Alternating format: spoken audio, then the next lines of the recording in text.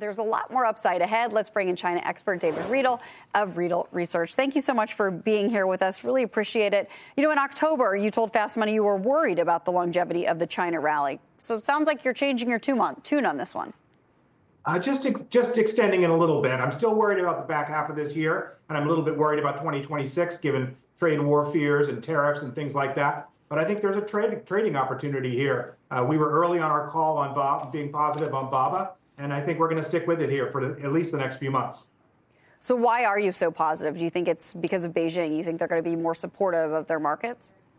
They really are. They definitely need to develop their domestic capital markets, their equity markets, and they're really putting their money where their mouth is. They're making more money available for share buybacks. They're encouraging dividends. The idea that Xi met with Jack Ma the other day and publicly called him out in a positive way, it's a far cry from a few years ago when Jack Ma was essentially in hiding because Beijing was taking potshots at him. Yeah, that was sort of exactly my next point. I mean, why is Beijing now seemingly more supportive of these tech companies than they were several years ago? And I think people were relieved to see Jack Ma, where there were obviously a couple of years we were sort of wondering where he was. That's right. He did go undercover for a little while there. But I think the global enthusiasm following DeepSeek has reminded China that these tech wins can be positive public relations, PR opportunities for Beijing. Also, as they see around the world that the external environment's getting a little more difficult, I think they realize they need to have some homegrown technology talent. So they may need to be a little bit more encouraging of their tech bros or their newfound tech billionaire folks that are running some of those companies. I think hence the rehabilitation of Jack Ma.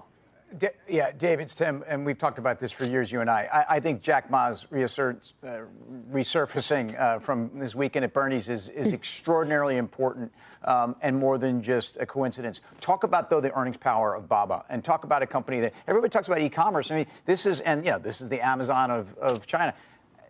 Their Ali Cloud business, the revenue growth there is extraordinary. I mean, to me, this is an earnings multiple story. As much as I've said it's not reliant on change in stimulus in China, this is an earnings growth story that I think is underappreciated. This has exactly the same earnings dynamic as we've talked about as Amazon. You know, ability to make a tremendous amount of money on their cloud services, their web services. Alibaba's in exactly the same position. Sure, they benefit from a little consumer sentiment improvement. They benefit from a little Beijing activity to help boost the hometown heroes. But Baba is a great business with tremendous profit potential.